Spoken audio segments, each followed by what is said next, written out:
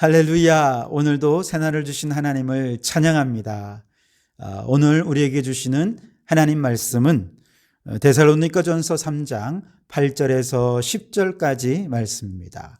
데살로니가전서 3장 8절에서 10절까지의 말씀을 봉독해 드리겠습니다. 그러므로 너희가 주 안에 굳게 선즉 우리가 이제는 살리라. 우리가 우리 하나님 앞에서 너희로 말미암아 모든 기쁨으로 기뻐하니 너희를 위하여 능히 어떠한 감사로 하나님께 보답할까. 주야로 심히 간구함은 너희 얼굴을 보고 너희 믿음이 부족한 것을 보충하게 하려 함이라. 아멘. 지난 시간에 데살로니가 교회가 환난 중에도 믿음을 잘 지키고 있고, 심지어 바울과 선교단 일행 너무나도 보고 싶어하고 오히려 그들이 바울 일행을 걱정한다 하는 소식을 듣고는 바울은 이제야 안심이 되었습니다. 그래서 8절에 보시면 바울은 이제 살 것 같다, 안도의 한숨을 내쉬어요. 그러면서 이 모든 것이 다 하나님의 은혜임을 고백하며 감사를 돌려드립니다. 9절에는 우리가 우리 하나님 앞에서 너희로 말미암아 모든 기쁨으로 기뻐하니 너희를 위하여 능히 어떠한 감사로 하나님께 보답할까. 아멘. 여러분, 감사는 받은 은혜에 대한 표현이 감사입니다. 그래서 감사는 가만히 있는 것이 아니라 어떻게든 나타내는 것이고 표현하는 것이고 드리는 것입니다. 그래서 영어로 감사를 땡스기빙이라 그렇게 얘기하지 않습니까? 감사의 마음으로 드리는 것입니다. 표현을 나타내는 것이지요. 사실 데살로니가 교회 성도들이 이처럼 환난 중에도 감동받고 위로받을 만큼 그 믿음을 잘 지킬 수 있었던 것은 모두가 다 하나님의 은혜라는 거예요. 하나님께서 그들의 믿음을 지켜주셨습니다. 위기의 상황에 전도자들이 전한 메시지를 생각나게 해주신 분도 하나님이셨습니다. 말씀대로 순종하고 믿음을 지키기 위해 충성할 수 있는 마음을 주신 것도 우리 하나님이십니다. 여러분, 사람이 아무리 믿음을 지키고자 결단해도 막상 환난의 순간을 당하면 인간의 결심은 수시로 무너져 버립니다. 아무것도 아닙니다. 베드로도 그랬잖아요. 예수님께서 십자가 고난을 예고하시자마자 베드로는 예수님 앞을 가로막고 서면서 얘기를 했습니다. 주여, 그리 마옵소서. 이 일이 결코 주께 미치지 아니하리이다. 무슨 말입니까? 이런 일이 일어나지 않도록 제가 예수님을 지켜드리겠습니다. 이런 일이 일어나지 않도록 저만 믿으십시오. 그렇게 예수님 앞에 나서서 자기가 그렇게 하겠다라고 아주 그냥 단호하게 얘기를 했죠. 그러나 그는 결국 눈앞에 로마 병정들의 창과 칼이 눈앞에 위협이 닥치자 결국 예수님을 버리고 도망갔습니다. 심지어 예수님을 3번이나 부인하고 만 것이지요. 여러분, 이것이 사람의 의지고 결심이라고 하는 것이지요. 그런데 하나님께서 우리에게 믿음을 지킬 수 있는 힘과 능력을 주시면 얘기가 달라집니다. 내 힘으로 지킬 수 있진 없지만 어떤 환난 가운데서도 내게 능력 주시는 우리 성령님의 힘과 능력이 있으면 우리는 그 믿음 끝까지 지킬 수 있게 되는 것이죠. 그래서 바울은 데살로니가 교회 성도들이 환난 중에 믿음을 잘 지킨 것에 안심하면서 또한 이 모든 것이 하나님의 은혜입니다 고백하며 감사하고 있는 것이죠. 2022년 구정설과 더불어 이제 본격적으로 새해가 시작되었습니다. 지난 한 해를 돌아볼 때 모든 것이 하나님의 은혜임을 고백하지 않을 수 없죠. 이만큼 건강 주신 것도 하나님의 은혜입니다. 이만큼 믿음을 지키게 하신 것도 하나님의 은혜입니다. 자녀들이 이만큼 지혜롭고 제압가름하면서 부지런하고 성실하게 살아가게 하신 것도 다 하나님의 은혜입니다. 직장 생활을 하시는 분들, 이렇게 부지런히 일도 하고 일한 열매로 월급도 받고 그 월급으로 가족들과 행복하게 누리며 자녀들 공부시키고 그렇게 부모님 섬기며 살아갈 수 있게 하신 모든 것들도 하나님 은혜입니다. 사업하시는 분들, 이 어려운 코로나 시국에서도 여기까지 잘 버텨오게 하신 것도 하나님의 은혜입니다. 무엇보다 이리저리 교회 떠돌아다니지 않고 내 교회다 하는 교회 주셔서 이곳에 믿음의 뿌리를 내리고 신앙생활을 할 수 있게 하신 분도 하나님의 은혜인 줄 믿습니다. 여러분, 돌아보면 그저 당연하지라고 생각했던 그 모든 것이 결코 당연한 것이 아니고 하나님의 은혜의 선물이었음을 믿음으로 고백하는 여러분 되시기를 바랍니다. 자, 이 고백이 여러분에게 있다면 이제 우리에게는 그 다음 기도가 있어야 됩니다. 주님, 제가 받은 은혜 무엇으로 보답할 수 있겠습니까? 주님께 은혜를 보답하며 갚으며 살아갈 수 있게 해주십시오. 그래서 감사는 무엇입니까? 은혜에 대한 표현입니다. 드리는 것입니다. 드림으로, 나타냄으로 그 감사, 은혜를 감사로 하나님께 올려드리는 것이죠.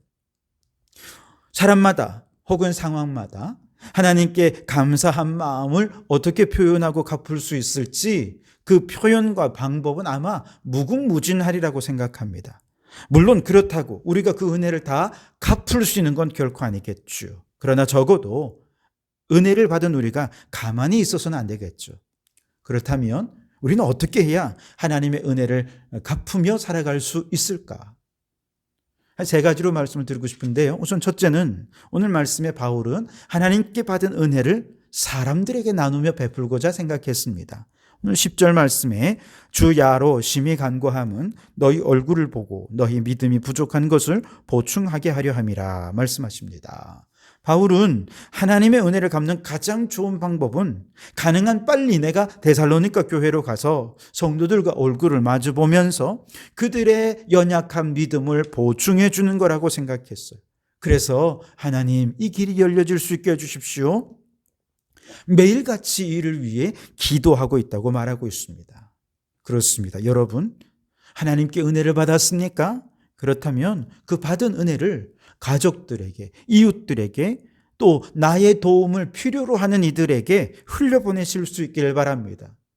그것이 물질을 흘려보낼 수도 있고, 혹은 내게 재능이 있으면 내가 가진 재능을 흘려보낼 수도 있고, 나의 필요로 하는 사람이 있으면 기꺼이 나의 시간을 제공하고 내 어깨를 내어줄 수 있고 내 마음을 내어줄 수 있고 내가 도울 수 있는 모든 것을 총동원해서 이웃의 부족한 것을 보충할 수 있다면 이것이야말로 하나님께 받은 은혜를 갚는 아주 좋은 방법이 될 수 있을 것입니다. 무엇보다 우리 주변에 코로나로 인해 또 그 경제적 위기로 인해 환난 풍파를 당하고 또 그로 인해서 믿음이 연약해져 있는 분들이 많이 있지 않습니까? 그렇게 믿음이 흔들리고 힘들어하는 분들 어떻게 할까요? 우리가 어떻게 그 믿음을 보충해 줄 수 있겠습니까?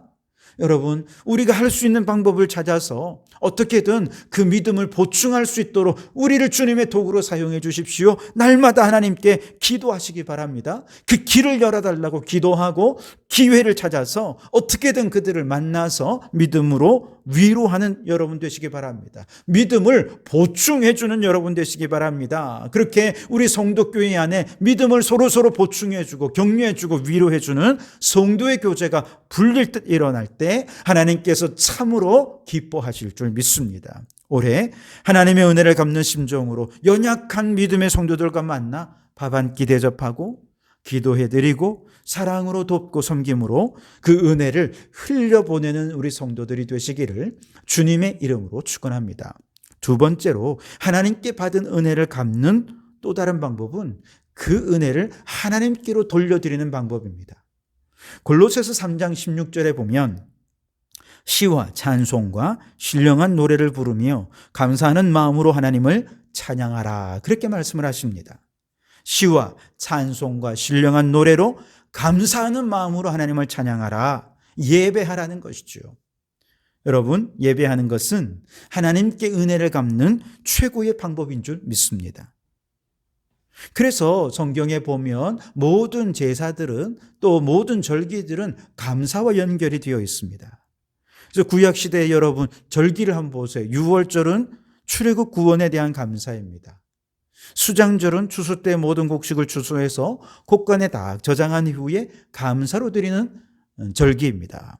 맥추절은 5월 중순에서 6월 중순, 그 중에 이제 밀추수를 하게 되는데요. 밀추수가 끝날 무렵에 그 중에 우량품들을 먼저 하나님께 드리면서 감사하는 감사의 제사였습니다.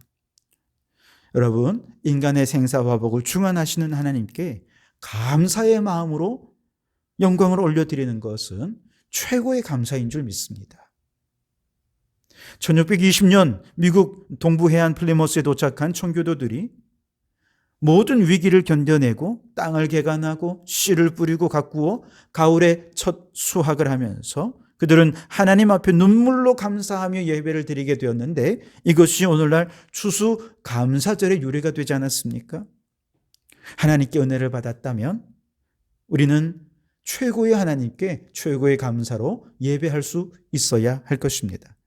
그래서 여러분의 삶에 감사가 넘치고 하나님의 은혜를 깨달았다면 그 감사의 마음으로 시와 찬송과 신령한 노래로 하나님께 온전한 예배로 하나님께 영광을 돌려드리는 우리 성도들이 되실 수 있기를 바랍니다. 세 번째로 또 은혜 받는 또 다른 방법은요, 범사에 감사를 하는 것입니다. 데살로니가전서 5장 18절에 범사에 감사하라 그렇게 말씀하지 않습니까? 여기서 범사라고 하는 말은 어디서나 어떤 경우에나 어떤 방식으로나 감사하라는 말입니다. 또 다른 말로 얘기하면 반드시 감사하라 혹은 절대적으로 감사하라라고 하는 뜻이기도 합니다. 그래서 여러분, 우리가 하나님께 감사한다는 것은요, 평탄한 길을 걷든지 혹은 가시밭길이나 혹은 자갈밭이나 정말 어려운 환난의 길을 걷는다 하더라도 그 모든 상황 속에서 하나님께 감사하는 것, 이것이야말로 하나님이 참으로 기뻐하시는 은혜 갚는 방법인 줄 믿습니다. 우리의 환경이 어떻든 그 모든 것이 하나님의 은혜고 지금도 하나님이 우리와 함께 하셔서 그 따뜻한 손길로 우리의 걸음걸음을 지도하시고 인도하시고 임마누엘 하신 하나님, 여기까지 에베네셀로 도우셨고 앞으로 여호와 이레로 우리보다 먼저 가셔서 우리의 길을 예비해 두실 하나님의 놀라우신 은혜를 또 기대하면서 하나님 앞에 범사에 감사한다면 하나님께 감사하면 할수록 우리는 더 많은 복, 더 풍성한 복을 받아 누리게 되어질 줄 믿습니다. 그래서 고린도후서 9장 6절 말씀에 보면 많이 심는 자가 많이 거둘 것이다 그렇게 말씀하지 않습니까? 여러분, 우리가 감사를 많이 심으면 반드시 더 풍성하고 더 많은 감사의 열매로 하나님께서 우리에게 풍성한 복을 내려 주실 줄 믿습니다. 여러분, 2022년 이제 새해가 본격적으로 시작이 되었습니다. 올 한 해도 모든 것이 하나님의 은혜입니다. 우리가 걸어가는 모든 발걸음, 직장생활, 가정, 여러분, 우리가 환난도 있고 어려움도 있고 힘든 일들도 있겠으나 하나님이 우리와 함께 하시면 모든 것이 또한 합력하여 선을 이루게 될 것입니다. 모든 순간 하나님이 함께 하시고 모든 것이 합력하여 선을 이룰 것을 믿는다면 우리는 매 순간 하나님의 은혜에 감사하지 않을 수 없을 것입니다. 그러니 여러분, 올 한 해 모든 순간이 하나님의 은혜인 줄 믿고 감사하면서 그 은혜를 갚기 위해 범사에 감사하며 살아가는 우리 성도들이 되시기를 주님의 이름으로 축원합니다. 기도하겠습니다. 오 하나님 아버지, 감사합니다. 2022년 새해를 활짝 열어주시니 감사합니다. 작년에 모든 것을 은혜로 인도해 주시고 도와주신 하나님께 감사와 찬송을 드리며 이제 올 한 해도 우리와 함께 하시며 도우실 것을 기대하고 모든 것이 하나님의 은혜임을 믿고 미리 감사를 드립니다. 오 하나님 아버지, 우리에게 베푸신 은혜를 갚는 심정으로 올 한 해를 살아가게 해 주시옵소서. 우리가 은혜 받는 가장 좋은 방법은 우리에게 주신 그 은혜를 이웃들에게 흘려보내는 것입니다. 내가 만나는 많은 사람들, 나의 도움을 필요로 하는 사람들에게 내게 이미 너무나도 많은 은혜를 받았으니 은혜를 갚는 심정으로 돕고 섬기며 사랑하게 해 주옵소서. 또한 내게 은혜 베푸신 하나님께 찬양과 영광과 경배로 하나님께 은혜를 갚는 심정으로 예배하는 저희들 되게 해 주옵소서. 오 하나님, 모든 순간 범사에 하나님께 감사함으로 그 감사를 통해 하나님께 우리의 받은 은혜를 표현하는 저희들 되게 해 주옵소서. 그리하여 2022년 새해 올 한 해는 하나님의 은혜를 갚는 심정으로 매 순간 어떤 상황에서든지 범사에 감사하며 사랑하며 섬기며 나누며 베풀며 예배하며 찬양하며 살아가는 한 해가 되게 해 주시옵소서. 예수님 이름으로 기도하옵나이다. 아멘.